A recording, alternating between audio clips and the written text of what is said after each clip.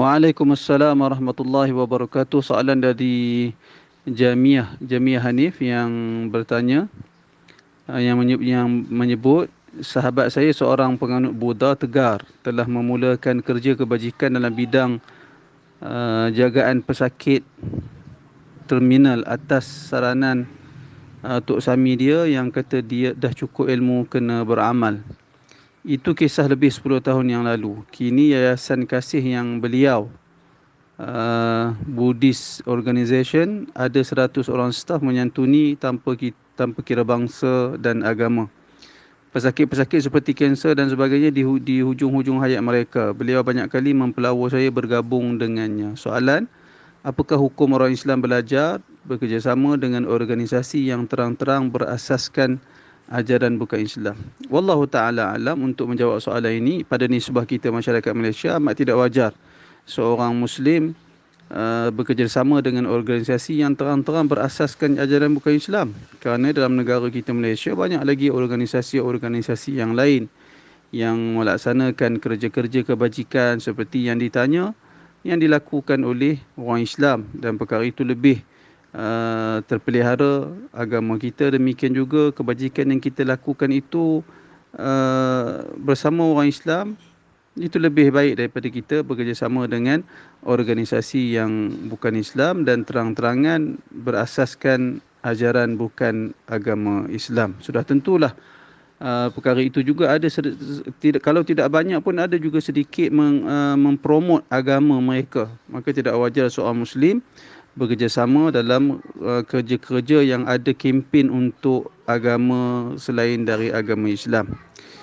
Adapun soalan yang kedua, apakah berdosa jika kita orang Islam membiarkan saudara se-Islam kita dijaga oleh non-Muslim, terutama pada saat-saat akhir hayat mereka yang merupakan masa begitu kritikal bagi seorang beriman? Jika berdosa itu atas individukah atau pemerintah atau pertubuhan Islam? Untuk makluman setakat pengetahuan saya, khidmat Islamik paliatif belum wujud di negara kita. Wallahu ta'ala alam. Jika benar berlaku seperti yang ditanya, orang Islam di saat-saat akhir hayat mereka dijaga oleh orang-orang yang bukan Islam, maka sudah tentulah orang Islam bertanggungjawab atas perkara yang berlaku.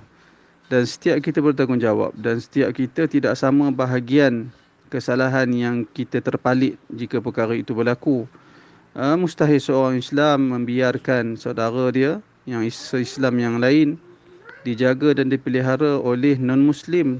Apatah lagi jika non-Muslim itu bukan keluarga orang Islam tersebut. Perkara ini tidak wajar berlaku. Bahkan ia merupakan satu kerja sosial yang telah diabaikan oleh masyarakat Islam. Saya merasakan perkara ini barangkali tidak sampai kepada maklumat umat Islam. Apapun, jika perkara itu berlaku disebabkan kecuaian umat Islam, maka setiap umat Islam, terutamanya pemerintah, jika pemerintah mengetahui perkara ini, termasuklah badan-badan, organisasi-organisasi, pihak-pihak berwajib yang di bawah kerja mereka mengabaikan perkara ini, maka telah berlaku satu amanah yang telah diabaikan. Jadi semua itu termasuk di dalam dosa. Cumanya dosa itu tidak sama. Dosa itu tidak sama. Bagi seorang yang berada di kampung, dia tak mampu nak buat apa, mustahil untuk kita kata mereka berdosa.